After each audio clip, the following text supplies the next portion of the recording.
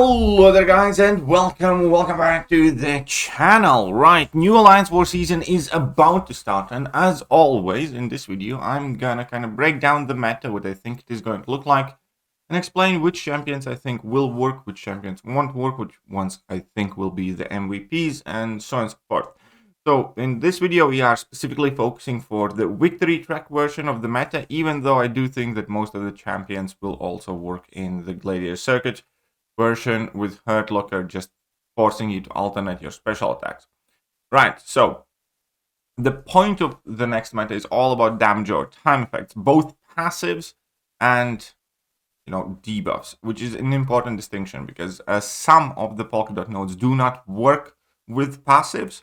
This one is confirmed to do so. So Human Torch's Nova Flames, for instance, will still work. You will be able to activate the Nova Flames. So let's start with every time an offensive dot champion applies damaging effect with duration, they gain a 15% wishes buff lasting 20 seconds. Max stacks 5. This wishes also enhances damaging passives and bursts. So that will enable you to do more dot damage, which will be very useful considering the fact that there's also power shield involved, with the attackers' basic attacks deal no damage but still generate power, and their special attacks deal 400% more damage.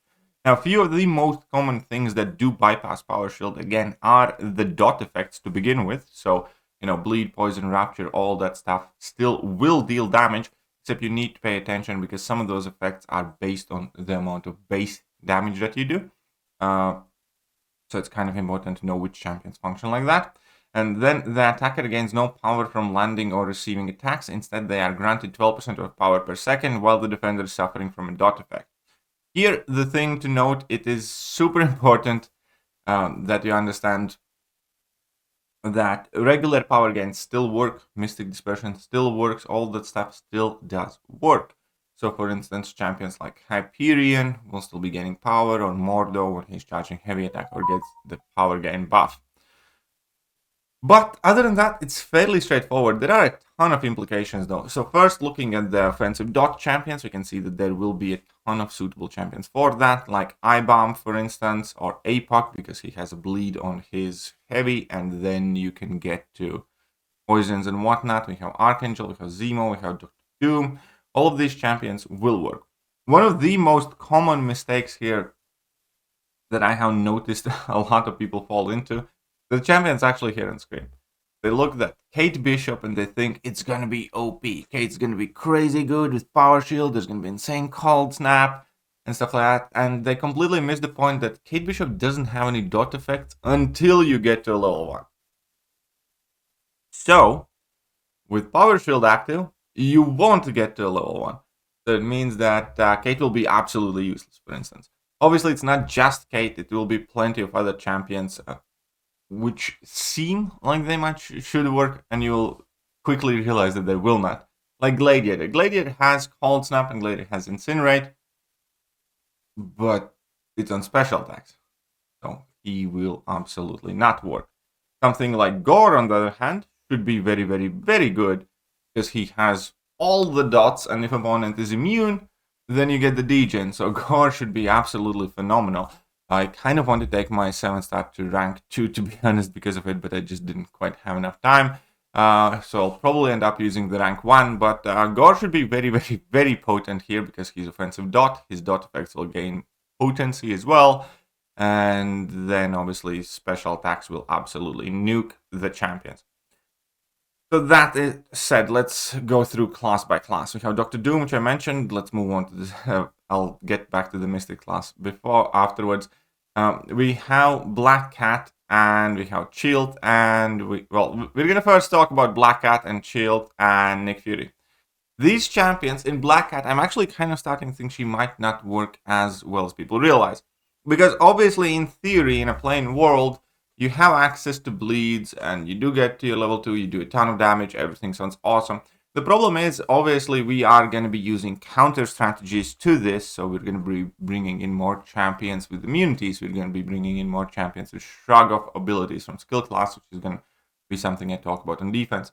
So, I am kind of getting more and more skeptical about bleed or poison reliant champions, because those are the most common immunities. So Black Cat obviously would be suitable for the node. I'm just slightly worried for bleed champions, mostly how practical will be the application of them, knowing that we're going to be going up against a lot of immune champions and Shrug of Champions. We'll see how Black Cat handles that. And then we obviously have Shield as well. Shield, I think, is going to be a crazy good defender. Another champion I wish I could have ranked up or would have ranked up for this meta and the next, because she does have a ton of cleanse abilities, and obviously she has a very easy access to bleed herself. Another champion I think is going to be crazy good is going to be Elsa, because, well, number one, you can't bleed her, right? So she could kind of be a defensive trap as well. But offensively, she has the similar thing where she has the Incinerate, and then if opponent's immune, she'll go into the, or if opponent evades, she'll go into the Cold Snap, which would be tremendously helpful too. We have Nick Fury as a solid dual-purpose champion. Black Widow Deadly Origins, which again, on paper sounds quite fine. We have Mole Man, which would be a very, very solid dual-purpose champion, with also ability to shrug off debuffs that could significantly hinder the opponents. Massacre will work either way. Valkyrie technically will too, but Valkyrie is just going to be significantly slower. But Massacre, ignite his bat, start hitting opponents, block, you gain power from Massacre's own ability, even if opponent does shrug off your debuffs or is immune. And then on top of it all, obviously you do have Bleed, you do have Incinerate, so he should be a very, very, very powerful champion. You have Archangel, if it bleeds, if it can get poison, he's going to nuke. He's going to be one of those champions that might be somewhat tricky to utilize, but absolute win condition when you can. And we have APOC. I do think this would be one meta where if you have ranked up APOC, he could be legitimately really, really useful, despite being slower, because we are more than likely going to see a ton of skill Shrug of Champions, and he completely shuts that all nonsense down. Then we have Onslaught, which obviously will function pretty much perfectly, because Onslaught applies Neuroshocks, and nobody's immune to Neuroshocks. And if they, they're passives, and when his debuffs kind of get shrugged off, he replaces them with passives as well. So I think Onslaught's going to be like super important champion for the upcoming meta, both offensively and defensively. Then we have Omega Red, which again, he has his Spore damage, that will work fine. Then you can drop a heavy attack for Degen. There are very few Degen immune champions, and he doesn't really rely on special attacks to begin with, but obviously when you get to level 2, you will be able to do more damage. So I do think Omega could be quite a clutch choice. And we have Toad, which again, I think is going to be quite important due to the significant amount of skill shrug champions, because we will be struggling to deal with Baron Zemo, with Kingpin, with Mole Man, with Shield, with champions like that, and I think Toad is going to be invaluable help for those situations. So let's see how that works out. Obviously, Sunspot Incinerate immunity is not that common. Sunspot should be working quite good as well. Again, Shrug of Champions. If champions are shrugging off his debuffs, then he gains his charges back and he still gains power, so he should still function fine. We have Iceman, where you will be kind of restricted to level 1 spam for most part, but he can be a dual threat type of champion that you catch the people out with as well. We have Shuri, another solid dual way champion. And for Tex, I think Lady Deathstrike should function very well too with her Raptures, and Rapture is one of the most useful dot effects for the purposes of the next meta, because there's only like one Rapture immune champion in game, which is Scorpion. So all champions with Rapture or easy access Rapture should be doing quite well. Then we have Ghost, who obviously doesn't have any dots, but she will be gaining power with her Sig. So with Ghost, you do have that caveat that you do need to have her at high or a max Sig for her to do well. And she likely will, because with Power Shield, you can pretty much nuke down anything. I think Ant-Man Future is going to be very cheeky dual threat champion, primarily a defensive threat, but also you have an option of getting your disintegration on the opponent by not allowing them to throw special attack initially as you ramp up, and then obviously pretty much the entire fight they do spend with disintegration on them, and you will have access to your special attacks. We have Hyperion. Hyperion should be absolutely brutal.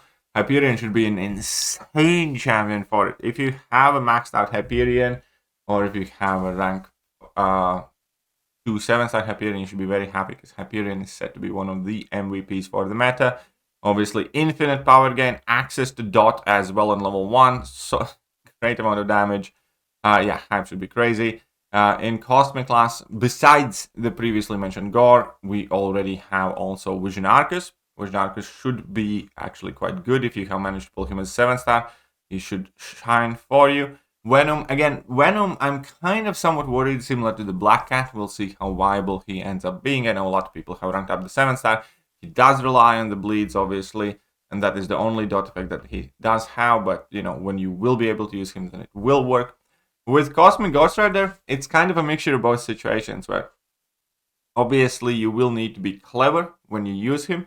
I'm not entirely sure what the rotation will be, but if you are a skilled enough Cosmic Ghost Rider player, I'm sure you will make it work, because even though you do not have any dots on your basic attacks, you do have access to a power gain, which will get you to level 1, which in turn will let you apply Incinerate, which will give you more power gain.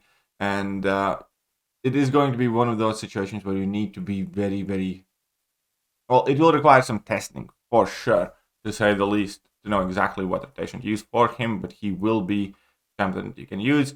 In Mystic class, obviously, we'll have Black Widow Clairvoyant. That will work without a doubt. She does have access to 3 different dot effects and her own power gains if opponents are immune. And with Power Shield, Claire has always performed well. If you have newly acquired 7-star Diablo should be putting in a ton of work as well with his poisons, should be functioning greatly. Werewolf by Night, I personally expect to be an absolutely amazing beast for both offense and defense. We have Tigra, should absolutely destroy everything. Kushala will work great because she does gain power by applying the buffs on the opponent by herself. And then when you activate your level 1, it's basically done deal, right? So Kushala will work perfectly fine too. You have Rintra, again, access to Raptures and its own power gain. You have Mordo. Mordo should be functioning extremely well too by charging his heavy attacks, having access to degen, having access to extra power gain too. Now, Longshot is a very interesting champion shout here, because Longshot doesn't have dots on his main, kit, right, on his base text. But for each bad karma, Longshot gains 12% of the power generated by the opponent. So the trick with Longshot is going to be to give them the 5 bad karmas, then smack them, and relatively slower, but build up to your level 2. Once you do build up to your level 2, it will absolutely annihilate champions, because Longshot interacts extremely well with Power Shield, and the power scaling is quite crazy there. And obviously, he's always a defensive annoyance too. Science class actually going to be struggling for the next meta somewhat, because not only skill class is expected to be the dominant defensive force, also there aren't that many science champions with dots on their base kit too. Human Torch obviously will work and will be great for it. Then we are going to have Scorpion, and Scorp Boy will be putting in work because he obviously has access to Rapture, to Shock, to Poison, and that means he will, inevitably find something that opponent is not immune to. Morbius, I kind of, again, if he's awakened, great. He's going to function very, very good. He doesn't scale with Power Shield too great, though. People do need to know that, because champions with a lot of modified attack on their special attacks already do not necessarily scale with Power Shield well, for most part. But if you do have him awakened, he should be a very important tool for the attack. And then we have Spot, because Spot, again, has access to Rapture. You will ramp him up, and he will still nuke things, and he's somewhat of a two-way champion as well. Obviously, there are more champions that I didn't mention from the offensive dot list that we can see, as I briefly mentioned previously. Like, we can have Gore and Dr. Doom, and Nebula could be worth a shout. Omega Sentinel could potentially work, but all of that remains to be seen. We can't see these things perfectly, exactly, but this does seem like it will be interesting meta. Now, as for defense I think will largely center around skilled champions. Obviously, I have been hearing a lot of people getting like super hyped about using immune champions like Emma Frost. I don't think champions with just a lot of immunities will do well at all, because again, Offensively, if you do have a bit more well-balanced deck, you will be using a lot of Rapture champions because nothing and no one is really immune to Rapture. You will be using some, Neuro Shocks on Onslaught. You will be using the degens on some of the newer champions. So, that said, like, what's immune to everything? Well, we have like Baron Zemo, right? We have Korgs that will shrug off a lot of these debuffs, and we have Kingpins, and we have Maulmans that make it significantly harder for opponent to maintain these debuffs or land them any in the first place. And that is where I think the biggest, defensive annoyance will happen. Obviously, we will use the defenders of other classes as well, without a doubt, because, we don't have infinite customizability in our rosters. But I do suspect somebody like Baron Zemo being the biggest issue. And how do you tackle Baron Zemo? Well, there are a handful of ways. APOC is one of them, because Baron Zemo can't shrug off anything from APOC. And then you can look towards the passives, for instance, Human Torch. Or, and here's going to be the cheeky risky bit, you'll just have to brute force him, and you will have to put the 5 debuffs, and then you will have to deal with the bleeds placed on you when you finish it out. So it is definitely going to be quite interesting to see. Alternate option how to handle Baron Zemo would be with something like Mordo and Hyperion, slowly building up to your level 2s, and don't debuff him too much and use champions kind of like natural power gains. But there will be a problem. Obviously, even champions like Killmonger could pose quite a bit of threat, because this entire meta is going to be centered around placing debuffs, which Killmonger inevitably will like. Then again, we're going to have Kingpin, we're going to have Korg, we're going to have Maulman that are troublesome. Shield should be quite troublesome. And then, other than that, I do suspect Mystic champions are going to be making a bit bigger comeback, because again, there aren't going to be that many Science champions. And it, by the looks of it, could be a very viable strategy just to get rid of like Torch and Scorpion and a few others, and then your Mystics will have relatively good reign with not too many counters available to your opponent. But ultimately, we're going to see how the meta shapes out. Those are just some of my early predictions. Let me know what you guys think. Let me know if you guys find this video useful. And if you did, hit that like button, hit that sub button, hit all the good buttons. And I will catch you guys soon. Bye-bye.